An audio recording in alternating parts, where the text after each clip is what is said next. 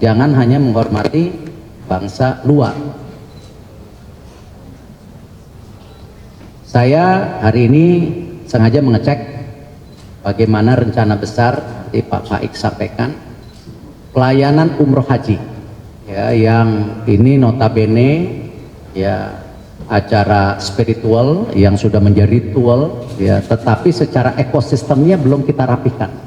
Nah, kita mulai dari airportnya dulu nih. Wah, kelihatan kurang tidur, cuman kayaknya nggak ada yang di bundaran HI nih. Hah? Nggak ada ya? Siapa? Angkat tangan. Enak, bagusan Ancol ya? Ramai banget ya. Drone-nya juga bagus yang di Ancol ya. Oke, memang kan airport ini yang seperti sering sudah disampaikan, ini kan jendelanya Indonesia. Orang datang dari luar negeri ke sini, ya pertama yang pasti dilihat bagaimana fasilitas airport, kenyamanan, layanan, dan lain-lain. Tetapi kadang-kadang kita lupa. Jarang sekali kita berpikir ketika menghormati yang datang, ya, bangsa kita kurang dihormati. Nah, inilah kenapa kita juga mengupgrade ya seluruh bandara yang ada di Cengkareng ini, Soekarno-Hatta, dan juga Bali, tidak hanya yang internasional maupun domestik. Nah, khususnya hari ini tentu Bapak Presiden Pak Prabowo sudah beberapa kali bicara, sistem umroh haji pun harus diperbaiki, harus transparan, accountable, ya, nyaman. Nah, dan penting sekali yang tadi saya sampaikan, menghormati bangsa kita sendiri itu sebuah pelajaran yang kita harus bina juga. Jangan hanya menghormati bangsa luar. Saya hari ini sengaja mengecek bagaimana rencana besar di Pak Faik sampaikan pelayanan umroh haji, ya, yang ini notabene ya acara spiritual yang sudah menjadi ritual, ya, tetapi secara ekosistemnya belum kita rapikan. Nah, kita mulai dari airportnya dulu nih, ya, karena nanti kan pasti kita harus bekerja sama dengan Menteri Agama, Menteri Haji dan Umroh yang memang nanti baru bisa berjalan 2026, tapi kita coba ekosistemnya kita rapikan dulu. Nah, salah satunya kalau kita lihat jumlah haji itu kan nanti bisa mencapai 241.000, yang sekarang kurang lebih 221.000. Di sini saja kurang lebih 10.000 ya yang melakukan ibadah umroh, itu antara yang pergi dan yang hadir, ya, yang datang. Lalu kita lihat juga belum umrohnya itu mungkin 1,3 sampai 1,5 juta, luar biasa angkanya. Nah, inilah kenapa kita tata ulang, bagaimana ada masjid yang baik, ya, ada tempat manasik, lalu ada lounge yang baik. Nanti juga yang untuk reguler juga saya tadi udah saya minta dirapikan, ya, jangan hanya yang VIP, ya, jangan yang hanya tentu kelas menengah, tetapi yang kelas-kelas lainnya harus sama prioritas pelayanannya, ya. Nanti Pak Faik, ya, kalau nanti makanya tadi saya ngecek sampai sana, bukan hanya di sini.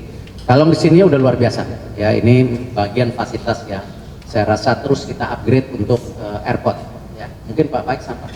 Ya, terima kasih. Jadi kita hadapi selama ini terutama untuk traffic management, ya. Kalau kita lihat di Soekarno-Hatta ini kan trafficnya luar biasa, per hari itu rata-rata 150.000 orang yang berada di bandara yang berangkat dan datang, dan khusus yang terkait dengan umroh itu sehari itu sekitar 10.000, 5.000 berangkat, 5.000 datang.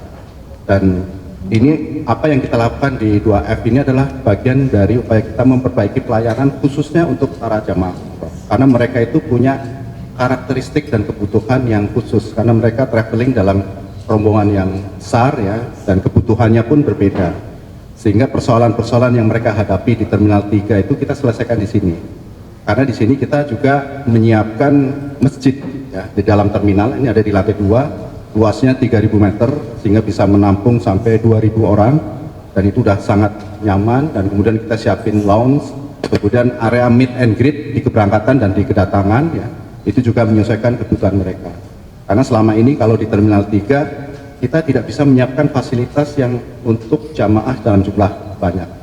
Nah, harapannya ini akan mengurangi kepadatan di Terminal 3, tapi buat jamaah umroh di sini jauh lebih nyaman. Nah, ini rencananya Pak Menteri nanti kita akan operasikan di akhir bulan Januari, sudah kita selesai semua. Nah, tentu saja nanti kita akan atur koordinasi dengan CIQ dan juga dari teman-teman airline, ya, karena kita mengharapkan nanti yang direct flight ke Jeddah akan dari sini. Nah, kalau untuk airline yang mixed passenger, ya, misalnya yang tidak direct langsung ke Jeddah lewat negara lain, kan ada penumpang yang reguler, ada penumpang yang umroh. Yang umrohnya lewat sini, tapi yang reguler tetap di sana. Nanti dari sini ada bis yang kita siapkan untuk dibawa ke Terminal 3. Jadi dengan pola seperti ini akan jauh lebih baik lagi pelayanan yang bisa kita berikan, tidak hanya untuk jamaah umroh tapi juga untuk di Terminal 3, karena kita juga persoalan yang kita hadapi di Terminal 3 juga masalah kepadatan traffic yang cukup besar, Pak. Jadi kalau kita split di sini, maka kepadatan di Terminal 3 juga akan jauh lebih berkurang. Gitu ya, Pak. Ya. Jadi airport Indonesia kita akan terus bersaing dengan airport-airport yang ada di dunia, ya, Pur. Ya, kita harus bisa setara bahkan lebih. Itu yang kita dorong, bagaimana kita berusaha menjadi sebuah negara yang bisa membangun tentu tadi ekosistem umroh haji maupun ekosistem pariwisata secara menyeluruh. Ya, tetapi tadi kita sampaikan pasti kita akan bekerja sama dengan menteri-menteri teknis, apakah Menteri Pariwisata, apakah sekarang Menteri Agama atau Menteri Umroh dan Haji ke depan. Kita siapkan secara ekosistemnya dan standar mutu yang setinggi-tinggi. Gitu. Ada pertanyaan? Jadi gini, untuk direct flight itu dari Saudi Air ada 5 kali sehari, dari Garuda 3 kali sehari, dan kemudian dari Lion ada yang langsung dari sini, sudah 2 kali sehari. Jadi yang langsung adalah Garuda, Saudi Air, dan Lion. Nanti semuanya akan berangkat dari sini. Kemudian umroh yang menggunakan misalnya Emirates, Qatar, ya, tetap check-in berangkat dari sini, ya, tapi nanti dengan menggunakan bis dibawa ke Terminal 3. Dan penumpang yang reguler yang non umroh tetap berangkatnya dari sana. Nanti ketemu di pesawat. Yang mix langsung ke pesawat. Ya, Ya. ya. Jadi mengurai Terminal 3. Karena kita harus urai, termasuk bagaimana airport ke depan juga yang low cost itu akan berbeda terminal. Nah ini, dan kita mendorong tadi semua slot jamnya itu diatur. Ya, selama ini kita sudah diskusi dengan Menteri Perhubungan, Pak Menhub mendukung, nanti slot semua kita atur, bahkan kita bisa airport ini ya tadi seperti kota sendiri yang 24 jam hidup. Ya, jadi ini kita yang coba perbaiki, jadi inefisiensi bisa kita carikan solusinya kalau memang kita mau sama-sama bekerja sama semua pihak. Berarti nanti nggak akan ada penumpang haji dan umroh lagi di Terminal 3 ya Pak? Itu kapan Pak? Secara bertahap, ya. Jadi paling tidak kita akan mulai di akhir bulan Januari. Ya. Termasuk yang haji juga ya Pak? Bukan Umroh. Ini umroh dulu. kalau yang haji. Haji kan berbeda sendiri. Kan? 2022 haji Pak? Iya. Penegasan berarti Pak, tadi kan semua fasilitas ini sudah dibenarkan gitu ya, ini bakal ada nggak opsi untuk Kan kalau memang belum dibutuhkan, kenapa kita harus lakukan? Yaitu hampir 14 triliun. Ternyata dengan 1 triliun kita bisa rapikan semua dengan baik. Saya rasa ini efisiensi yang luar biasa, yang saya apresiasi kepada tentu tim daripada Airport Indonesia, yaitu Injourney, Pak Faik. Dan memang kita selalu mereview semua proyek yang ada di BUMN yang tidak efisien. Ya, kita harus lakukan. Seperti salah satunya yang saya akan periksa hari ini mengenai konektivitas dari airport ke pusat kota. Nanti habis ini. Kenapa? Di seluruh dunia sudah seperti itu. Cuman saya yakin kalau survei, saya udah minta tolong disurvei ya. Berapa persen penumpang yang sampai Jakarta, baik internasional dan dari domestik, yang tahu ternyata ada konektivitas kereta ke tengah kota. Saya yakin masih rendah. Nah ini yang nanti step berikutnya saya ingin ada perbaikan konektivitas. Bahkan Pak Menteri Perhubungan pun sudah memikirkan bagaimana nanti dari pusat kota dikonek ke LRT. Tapi itu beliau yang membuat terobosan. Walaupun beliau sudah paparin ke saya bilang wah bagus Pak, kita tinggal nunggu. Nah karena ini memang tadi untuk mengurangi beban daripada tentu traffic yang kita alami sekarang, tentu khususnya di Jakarta ya, mau tidak mau harus kita uraikan secara bersama-sama, termasuk tadi mengurangi penggunaan kendaraan pribadi dari airport ke tengah kota. Nah ini yang kita akan perbaikin pelan-pelan. Ada rencana nggak sih Pak di bandara lain yang traffic umroh hajinya juga kayak Kuala Namu, Juanda, terus yang di pasar gitu? Nah, memang percontohannya baru di sini, ya karena kan untuk Kuala Namu sendiri nanti Makassar itu progres berikutnya. Kita sekarang fokus Jakarta dan Bali dulu, baru nanti bertahap kita lihat di tempat-tempat lain. Cukup? Pak, mau tanya, kemarin Pak Wakil Menteri Agama mengatakan membuka opsi untuk menggunakan maskapai lain selain ini haji ya Pak, selain Garuda Indonesia. Mungkin dari Bapak ada tanggapan? Ya, ini kan memang tadi sistem daripada pemerintahan kita ya itu tentu kerjasama antara kementerian harus lebih ditingkatkan. Nah, saya berulang-ulang, Kementerian BUMN ini bukan kementerian teknis yang membuat policy. Ini kadang-kadang suka dijabarkan agak berbeda. Kita itu supporting system untuk program pemerintah. Kemarin ketika misalnya bagaimana menekan harga traveling pada saat Nataru, ya itu ya kita bisa lihat ya kita berhasil dari BUMN, Citylink, Garuda, Pertamina, ya kan, Pelita, Airport menekan cost-nya seperti yang diharapkan Bapak Presiden.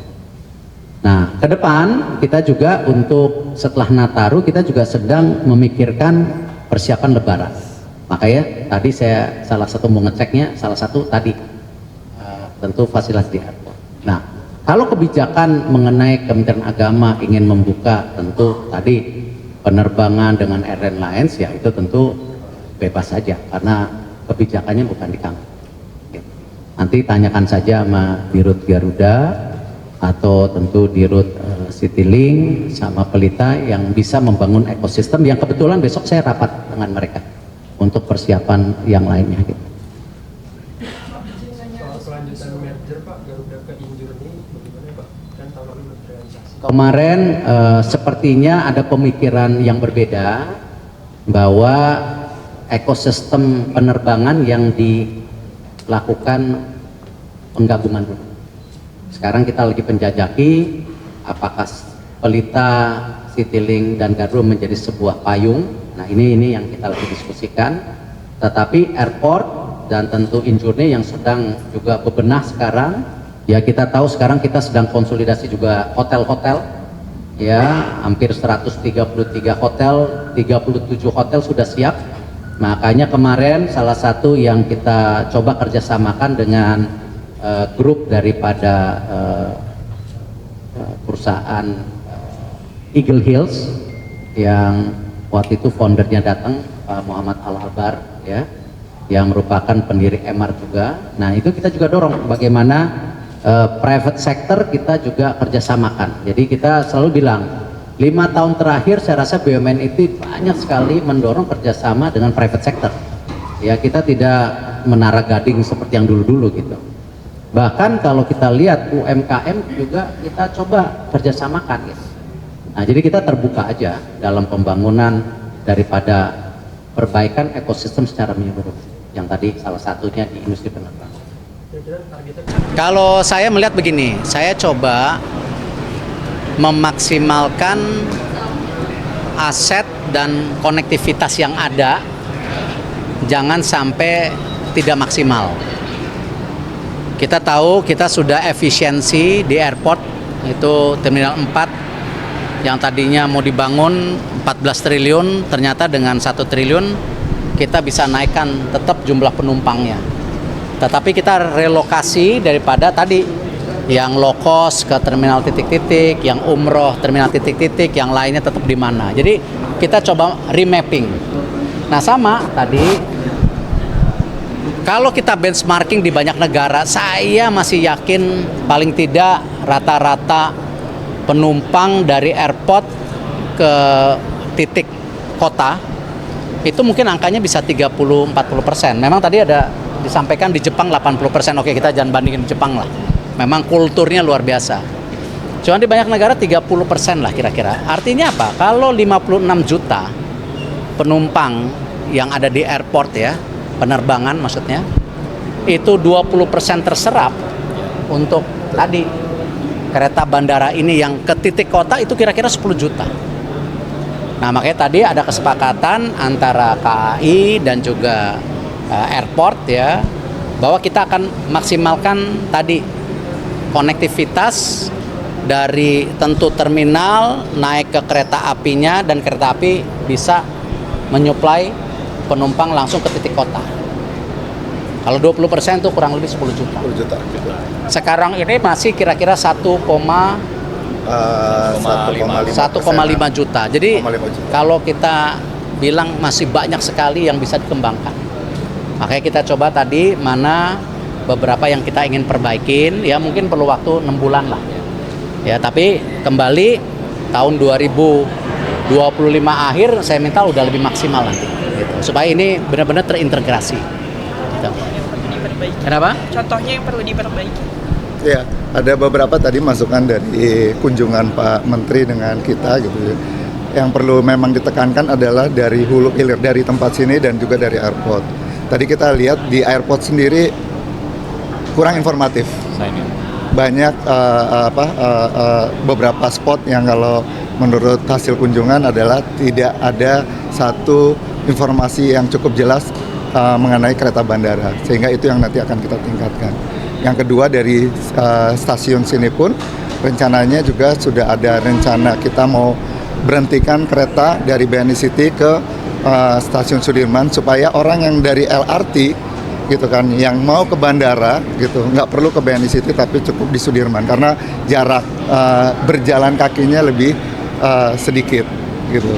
Dan yang ketiga memang kita juga sudah berlakukan dynamic pricing dan juga akan ada pricingnya secara progresif. Ini kita lagi kaji, mudah-mudahan ini akan segera kita launching. Kalau yang udah revitalisasi di stasiun Sudirman Pak atau gimana? Sementara enggak. Hanya Hanya memberhentikan. memberhentikan. Ini yang tadi bilang kan bagaimana membangun ekosistem seperti tadi. Mungkin di karet ya Ditutup. Itu. Ya sama lah kayak kita mengenalkan kereta api langsung dari Jakarta ke Jogja, Jakarta Semarang kan itu salah satunya ada strateginya. Nah, di sini juga sama, bagaimana tadi kalau 20% dari airport 10 juta bisa menyerap kan itu juga mengurangi beban traffic yang ada di airport dan tol yang ke airport yang selama ini suka macet total. Nah, ini kita coba ya pecahkan dengan tadi solusi misalnya dengan kereta api ini. Ya memang tadi baru 1,5 juta padahal potensinya bisa 10 juta gitu. Kenapa?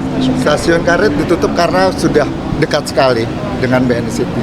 Jadi kalau orang yang akan mau ke karet, dia tinggal jalan aja. Kan kita udah buatkan selasarnya sampai dengan ke BNI City. Sehingga trafficnya pun akan lebih cepat. Nggak perlu lagi berhenti, tapi langsung berhenti di sini. Tambah nanti kita akan berhentikan untuk yang kereta bandara di stasiun Sudirman. Naik dan turun. Kenapa? Naik dan turun. Naik dan turun. Dan kurang lebih itu kan tadi kita coba 50 berapa menit Pak? 50 menit. 50 menit. Nah, kita lagi coba hitung kalau bisa di bawah 40 menit.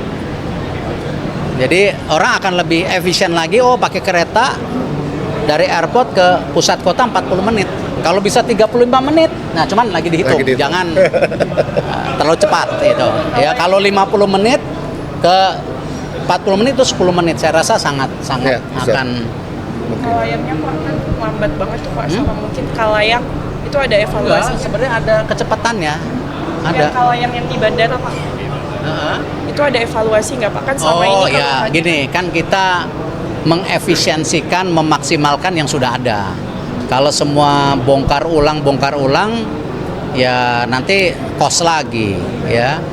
Saya rasa kalau selama antar terminal, saya rasa oke lah. Iya. Yang penting dari terminal ke kota, dari airport ke kota itu yang tadi bisa nggak dari 50 Turun ke 40, bisa nggak ke 35. Nah ini yang lagi dihitung gitu. Saya rasa 6 bulan bisa ya, salaman lah. Insya Allah. 6 bulan bisa. Siapa? Nanti 6 bulan kita tagih lagi. Tadi Bapak Sarah juga sempat mention soal terminal khusus low cost carrier. Nah itu mungkin boleh dielaborasi lagi Pak, apakah itu Pak Faik, nah, low cost carrier seperti apa? Untuk di Soekarno-Hatta nanti akan ditempatkan semuanya di Terminal 1. itu untuk low cost carrier? Iya, nanti untuk low cost semuanya di situ. Kalau untuk bandara saya Ya, untuk bandara lainnya? iya nanti kita atur semuanya. Ini kan yang di Soekarno-Hatta. Jadi full service nanti di Terminal 3. Terus kemudian yang 2F tadi khusus untuk terminal umroh ya. Dan nanti low cost-nya ada di Terminal 1. Nah ini lagi kita revitalisasi dan beautifikasi. Jadi nanti Terminal 1-nya sudah akan beda dengan yang kemarin-kemarin. Kapan kira-kira Pak? Ini lagi berproses, lagi dibangun, udah 30%. Oh, Januari Februari. Iya ini sudah 30% ya. Saya targetkan nanti di bulan Agustus sudah selesai. Bayangin efisiensi 14 triliun ke 1 triliun. Tapi tetap naikin dari berapa puluh juta ke berapa puluh juta, Pak? 56 juta ke 94 juta setahun. Pak Erick, untuk merger perusahaan BUMN jadi 30 perusahaan itu progresnya gimana, Nanti Pak? saya baru akan rapatkan di Rapim minggu depan sama Wamen semua, dan prosesnya nanti kan kita ajukan ke Bapak Presiden bahwa kita akan terus mengefisiensikan BUMN yang ada sehingga kerjasama dengan swasta, UMKM terus kita tingkatkan.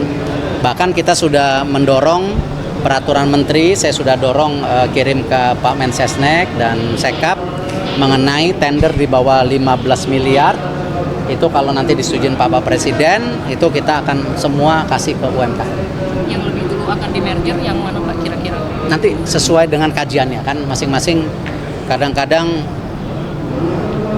satu dan lain kajiannya itu yang mungkin perlu pendalaman gitu ya. Kalau untuk IPO perusahaan BUMN di tahun ini? Saya belum lihat yang 45, nanti saya lihat lagi ya. Cuman ada beberapa kerjasama yang seperti rumah sakit sudah bekerja dengan INA dan juga bekerja sama dengan Swire dari Hong Kong yang punya KT Pacific itu sudah. Lalu kita jajaki yang hotel seperti pesan Pak Prabowo, hotel ya udah BUMN nggak usah, nggak apa-apa. Kita coba partnerkan gitu. Satu lagi Pak, kan kemarin akhir tahun BUMN pertahanan kan ada banyak perombakan direksi tuh Pak. Nah itu di Rut PT PAL Pak Jenot masih jadi di Rut, sementara kan rangkap jabatan jadi Waka Danantara tuh, itu gimana Pak? Ya kan kajian Danantaranya belum tuntas. Jadi Pak Jenot belum menyalahi. Tapi nanti kalau memang sudah ada ya memang tidak boleh rangkap jabatan. Kalau sekarang masih proses nggak apa-apa saya rasa. Ya. Ya. Pak, katanya Telkom mau diganti ya Pak direksi? Telkom belum dengar. Mungkin media lebih cepat dari saya.